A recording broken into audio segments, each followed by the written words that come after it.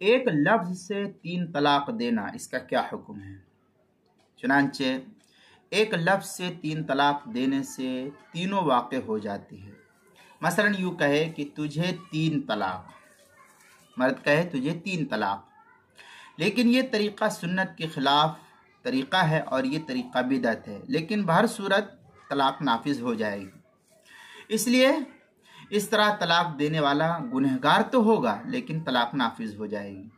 در مختار میں ہے قال لزوجته غیر المدخول بها انت طالق ثلاثا وقعنا، در مختار کی عبارت ہے۔ آگے شامی میں ہے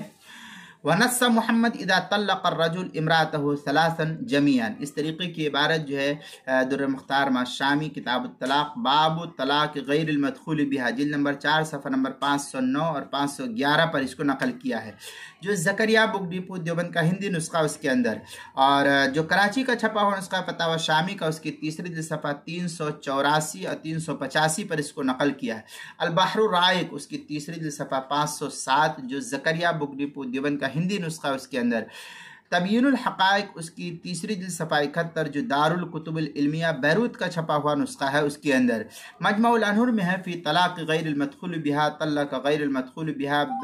اس طریقے کی عبارت جو ہے مجمع الانہر کتاب الطلاق جلد نمبر 2 صفحہ نمبر 31 پر نقل کیا گیا ہے۔